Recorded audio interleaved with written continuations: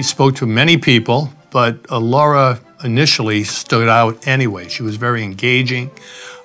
She did her research on the college, taught me a few things I didn't know right from the start. So she made a very, very good first impression with us. Well, I first met Dr. Douglas when she first came for her first interview because I was on the presidential search committee. And I thought she was very poised, very confident, courteous. She had a warm smile with a sense of humor. And I found her to be very professional. My first impression of her was she was on top of everything. She was one of the few that tweeted, so we were impressed with that. And she had a real hold on what we needed as a president of the college. I was very impressed with President Douglas in terms of her quick grasp of southeastern Massachusetts. Here's a person with all kinds of energy, lots of ideas, collaborative to the bone, and ready to work. I looked at her resume and I noticed that she worked at the Kawidang refugee camp where I grew up, spent 7 years of my life there. First thing I said was thank you for your service for my people. She's genuinely compassionate about the people that she serves. And the refugee camp is just one small example of that.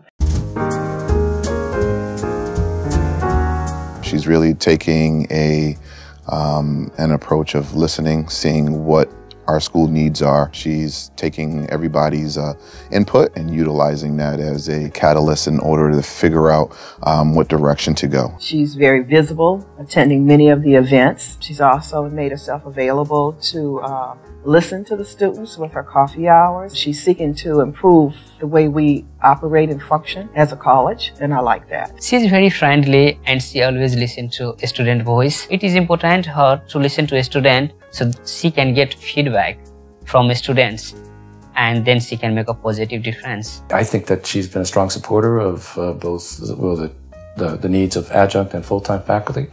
I know that she has committed publicly to hiring more full-time faculty, and for that I think I'm greatly appreciative. So one of the things that the Senate had established as a joint initiative with the administration a few years back was something that was called an academic initiative proposal and guidelines. In initial conversations I've had with her, letting her know about this academic initiative proposal that we have, she seemed very receptive to that being something that might be more broad and college-wide. Although something might be housed within academic affairs or something along those lines, or be considered an academic initiative in nature, there are other areas that are either touching that in some way, and unless we're all having the same kind of conversation about things, then somebody could be excluded. We just try to make it the best place it can be.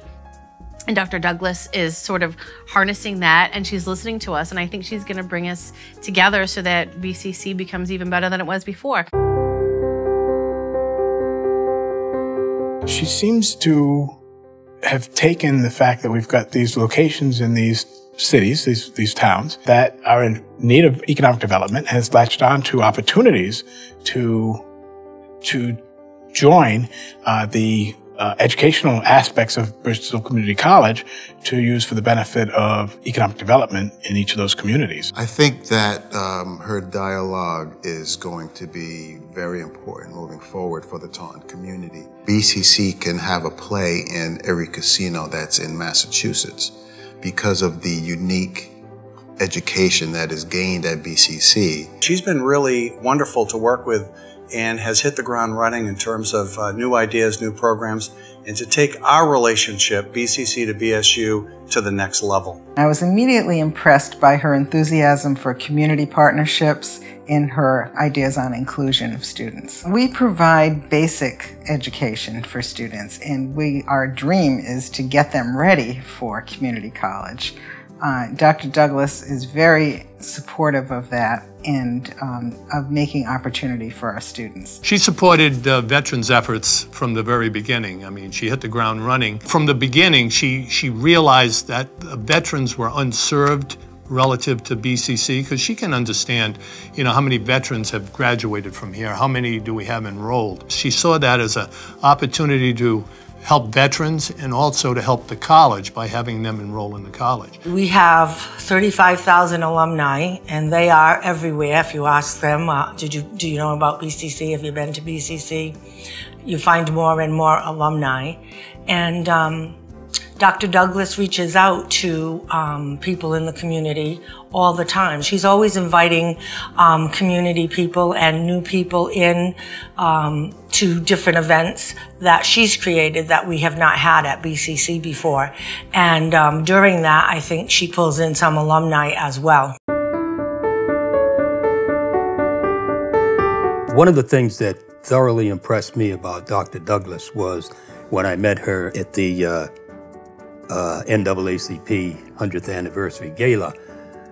She brought 2 tables of students with her. She has expressed a continued interest in trying to draw a closer relationship between her students and NAACP, which I find amazing, and we're really looking forward to that relationship. She also instituted Family Night, which is something new, trying to bring the community in. What we find many times, especially with the non-English speaking population, the immigrant population specifically, is that college is very much under their radar. During the Latino night, one of the things that Dr. Douglas spoke to, not only does she speak Spanish, but she spoke about was the fact that in order to break the cycle of poverty, we really need to start investing in our children and in education. I believe that she is going to help the people in this community get more education, and maybe